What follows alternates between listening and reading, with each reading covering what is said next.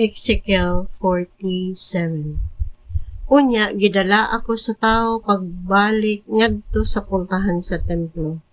Didto nakita ko nga may nagtubod nga tubig, ubos sa tugkaran sa templo dapit sa silakan, kay ang templo nagatubang man sa sidlakan, ug ang tubig nagdagayday paingon sa ubos, gikan sa tugkaran sa templo, sa habagatan, sa halaran.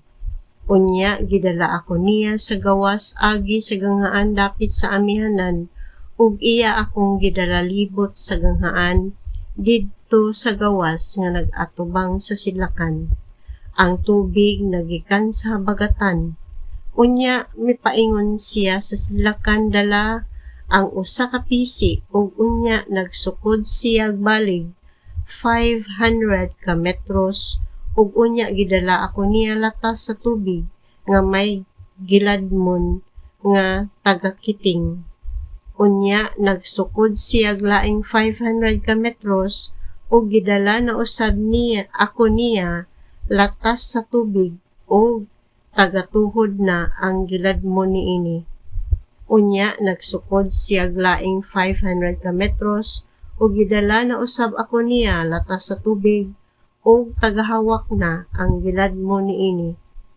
Unya nagsukod pagayod siya laing 500 ka metros, ug ang tubig nahimo ng usa ka suba nga dili ko na mahimong latason. Gawas kun mulangoy ako, ug giingnan ako niya. Tawo, nakita mo ba kini? Unya gidala ako niya subay sa daplin sa suba. Sa pagbalik ko, nakita ko diha sa isig kadaplin sa suba ang daghang mga kahoy, ug giingnan niya ako. Kining tubigan nagdagayday padulong sa kaytaan sa silakan, ug naglubsong ngadto sa walog sa Jordan. Sa pag-abot miini sa patayng dagat, mahimong tab-ang ang tubig sa patayng dagat, ug bisag asa padulong ang tubig sa suba, maghatag kinig kinabuhi ngadto sa tanang binuhat, ug mudaghan pag-ayo ang mga isda kay moabot man didto kining tubiga, ug matab-ang ang dagat, busa mabuhi ang tanan nga hiagian niini.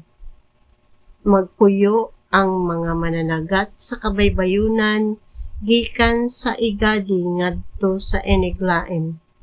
Mao kini ang dapit nga pamalingan kay daghan og nagkalain-lain man ang isda niini sama sa dagat sa Mediteraneo. Apan dili gayud mahimong tab-ang ang kalapukan og mabaw nga bahin niini. Alang kini sa mga asinan.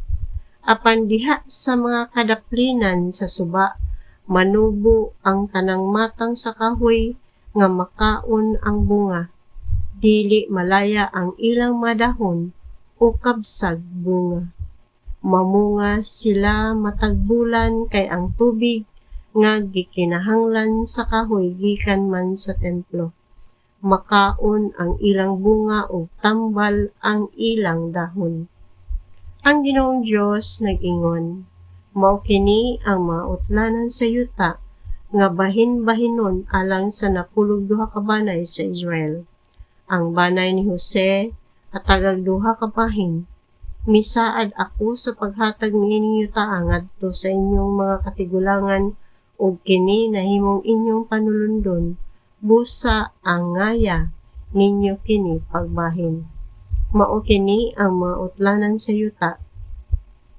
Ang dapit sa amihanan magsukad sa dagat sa Mediteraneo, agi sa Hetlon, ngadto sa agianan sa Hamat, ug ngadto sa syudad sa Jedal, ug sa mga syudad sa Berota, sa Sibraim, nga anaa sa utlanan tunga-tunga sa Damasco ug sa Hamat, hangtod sa syudad sa Tikon, nga utlanan sa Hauran. Busa ang utlanan magsugod sa dagat sa Mediteraneo, hangtod sa syudad sa Enon, nga anaa sa amihanang utlanan sa Damasco ug sa utlanan sa Hamat, dapit sa amihanan.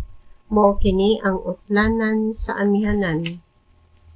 Sa sidlakang bahin ang utlanan magsukad sa Hauran ug sa Damasco ubay sa suba sa Jordan nga tunga-tunga sa Gilead ug sa yuta sa Israel sa dagat dapit sa sidlakan ug hangtod sa Tamar. Mao kini ang utlanan sa sidlakan. Sa bagatang bahin ang utlanan magsukad sa Tamar ngadto sa atubigan sa Kades, Meriba, ug gikan dinhi musubay sa utlanan sa Ehipto ngadto sa dagat sa Mediteraneo. Sa kasadpan ang dagat sa Mediteraneo maoy utlanan hangtod sa usa ka bahin atbang sa agyanan sa Hamat. Busa ayuhan ninyo pagbahin kini yutaa sumala sa gidaghanon sa mga banay sa Israel. Mao kini ang kabilin alang kaninyo ug sa mga langyaw nga mitipon kaninyo ug sa ilang mga anak. Isipan ninyo sila nga lumad nga Israelita ug hatagan usab silag bahin uban kaninyo. Sa bisan diing dapita o banaya magpuyo ang langyaw, anha sila hatagig bahin. Ako ang Ginoong Diyos, maoy nagsulti niini.